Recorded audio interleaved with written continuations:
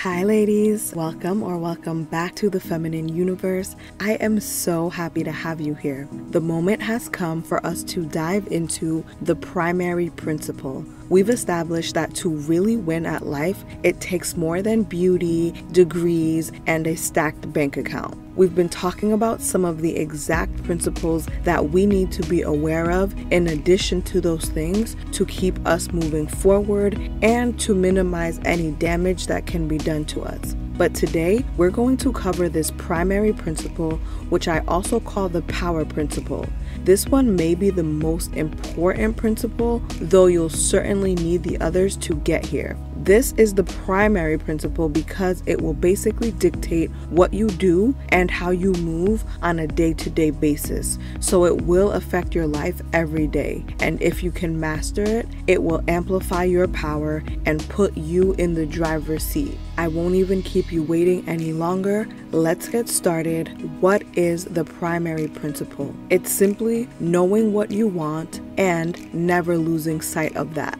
Both aspects are necessary for this principle because on the one hand, some people just have no idea what they want, so they have nothing to keep their sights on. And then there are others who know what they want, but they're so easily distracted or led astray that they're never on the right path long enough to make any progress. So we definitely need both of those pieces working in unison.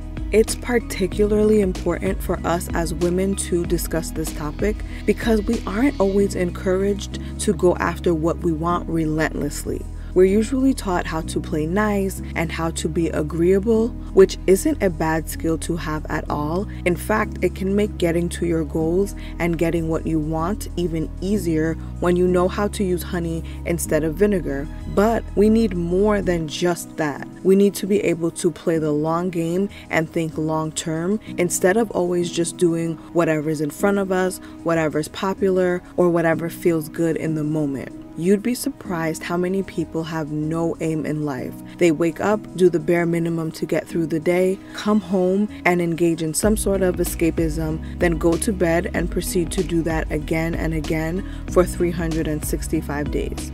They're getting by, but they're not working toward anything. There's no bigger plan or bigger picture. Now, this is not a knock on anyone.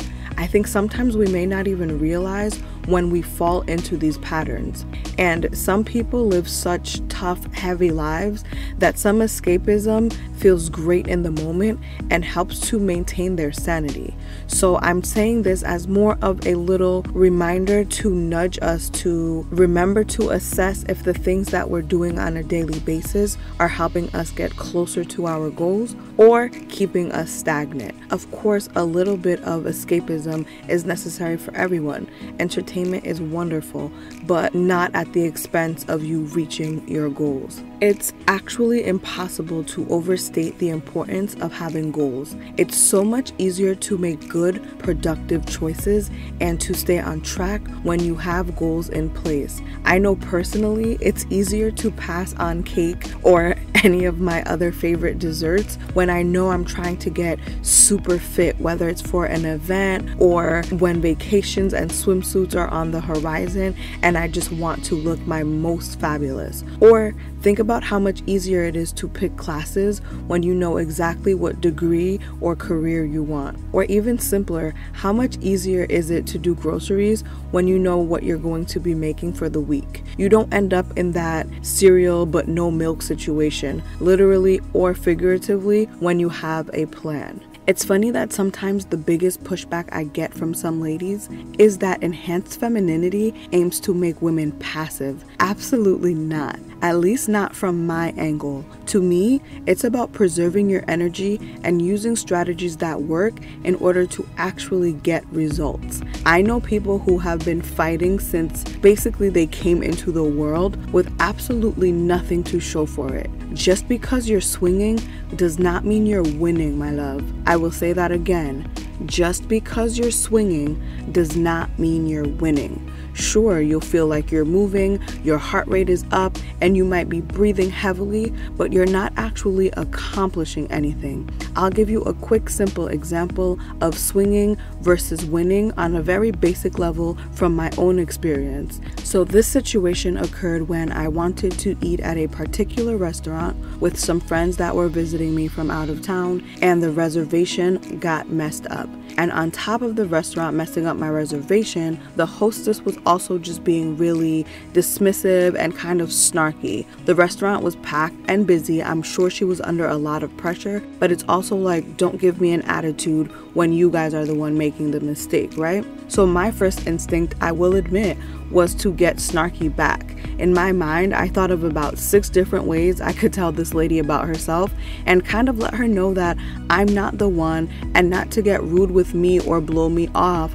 for a mistake on their end. But in the long term, what I actually wanted was to get a table, sit down, have a good time, and treat my guests to the particular experience that they'd been looking forward to at this specific restaurant. So while in the moment it would have felt good to figuratively swing and feel like I was doing something by giving her a piece of my mind and giving her the attitude that she was giving me, that wouldn't have served my long-term goal of wanting a table. So I opted to keep it cool and just be very polite. I put myself in her shoes and I said, hey, I understand it's super packed, you're busy, and this mistake is not your fault clearly, because you're not the one that made or messed up my reservation. But at the same time, here's my confirmation on my end and my current situation where I have people visiting. I made this reservation way in advance. Is there anything that you can do to honor this? And lo and behold, long story short, we did end up getting seated in this kind of birthday VIP-ish section because there was no birthday celebration during that time slot. And my guest and I ended up having a great night. So in that moment, I could have done what felt good and get even by giving her an attitude, but that would not have served my long-term goal or my actual goal. So if you know your long-term goal is that you want to be married, be a respected wife, you have to realize that even though in the short term it might feel good to spend time and get attention from Junior, Buster, or Harry, but it's not going to serve your long-term goal. It might feel good in the moment to eat your feelings away and enjoy those pleasurable sensations on your taste buds and the comfort that that provides. But long-term, if you know what's going to make you actually happy is to be the most fit, fly, confident version of yourself, eating your feelings doesn't serve that long-term goal. So we need to set goals, know what we want long-term, and then make short-term decisions that further that purpose. The main question I get when talking about knowing what you want to get what you want is, what if I don't know what I want yet? Firstly, I'd say kudos to you for that self-awareness. And then I'd say expose yourself to more things. If you didn't know what kind of food you liked, for example, the easiest response would be to have you sample different cuisines and see which ones you enjoy the most. It's a similar thing for what's interesting to you and what you want out of life.